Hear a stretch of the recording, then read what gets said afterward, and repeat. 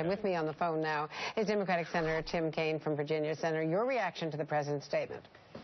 Andrea, I think it was a very positive move by the president. I have been urging it publicly and privately, including in the conversation that the White House team had with senators on the Armed Services and Foreign Relations committees yesterday.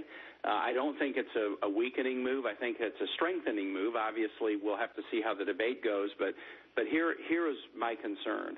The decision about initiating military action is the most solemn decision that Congress or the president makes. We cannot afford to send American men and women into military action unless they are confident that the political leadership of the country is behind them.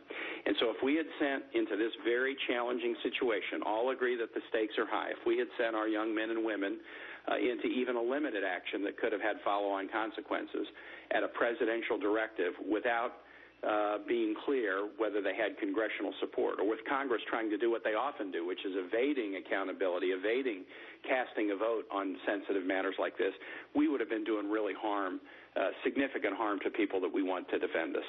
It's also critically important that they go into these military actions with knowing that they have the support of the American public. And one thing I can guarantee is that if we have this debate and we get a resolution passed, the president presents it and Congress passes it, an agreement upon a resolution, I believe, will also generate support from the American public. But if it's ambiguous or equivocal about whether Congress and the president are on the same page, we really are failing the men and women we're asking to fight the battle.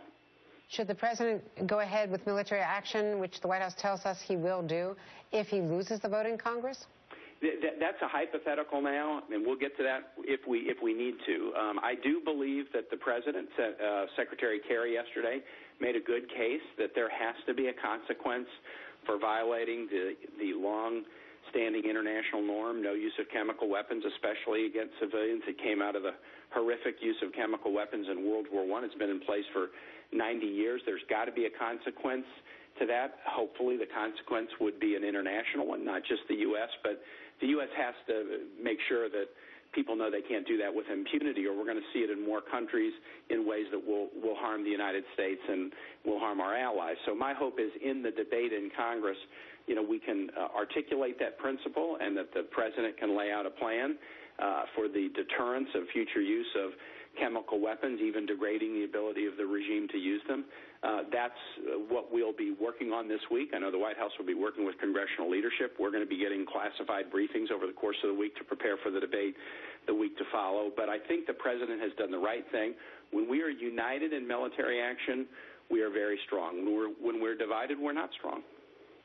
Let me ask you a political question. You were Democratic chair.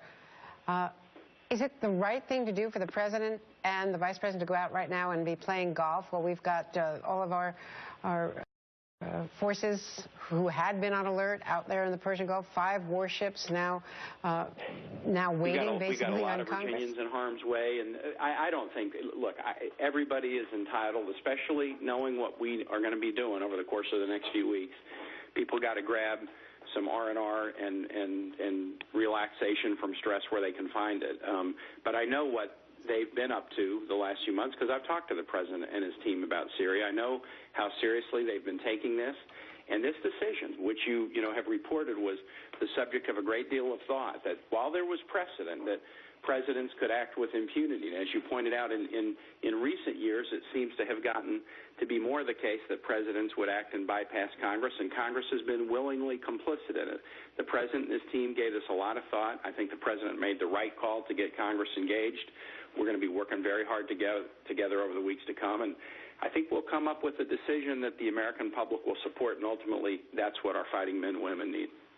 Senator Tim Kaine, Democrat from Virginia, thank you.